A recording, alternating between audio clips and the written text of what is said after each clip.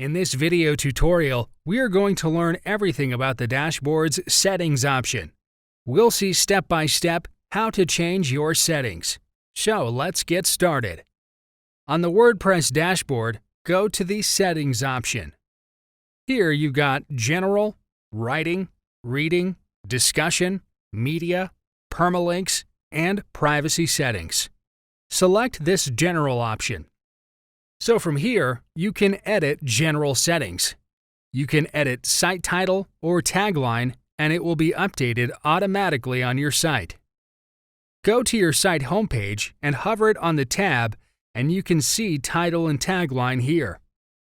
Scroll below, and you can change more settings like About Your Membership, Default Role of New User. You can also change your site language or time zone. You can also change your date format like it is showing in this post. Select your date format and time format. Next, choose when you want to start your week. After making all the necessary changes, take a look once. Then click on this Save Changes button. Now your changes have been made and you can view them on your site by refreshing it. So here it is showing a new site tagline. Next is Writing option in the settings. Click on it. Here you can set your post category. On your site, post category is displayed on top of the post title, like here. So you can change your post category from here. Choose your desired category and then post format. You can choose any format from this drop-down list. Inside Posts, when you click on Add New Option, you will see Standard Post Format. But some themes maybe don't have this option, so maybe you just look something like this with its default status, visibility, and publish settings. You can edit each one of them. This is your writing settings, and it can be changed from this writing sub-option in the settings. Go back to the writing, and you'll see next is Setting Default Editor. You can choose Classic Editor or Block Editor, and then an option of switching editors. A little below, you'll see your mail server settings with your login name and password.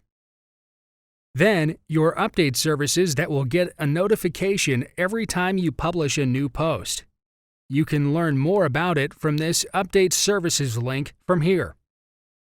Let's move to Reading in Settings. Here you can set what to display on your homepage. Like on our site, we have displayed posts on our homepage.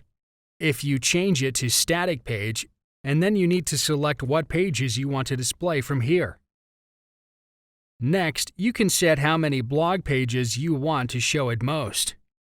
You can set the numbers accordingly. Then set the number for the syndication feeds Show the Most Recent. You can select to display a full article or a small summary. Then Search Engine Visibility.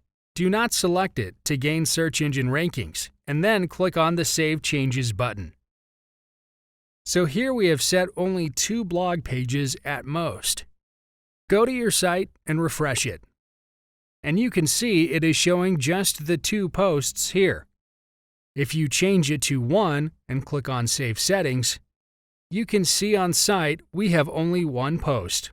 So let's change it back to the original 10 and save changes. Next, click on Discussion. Here you have default article settings, then other comment settings. You can change comment settings like users must be logged in to comment, or show comments, cookies opt-in checkbox, or comment author must fill his name and email address. Then your email settings. It includes when you want to receive emails regarding various activities. Like for comment moderation, below you can set criteria for it. A little below, we have Avatars settings, which avatar you want to choose for your profile. Choose your desired avatars. On your site, open a post, and below you can see the comments section.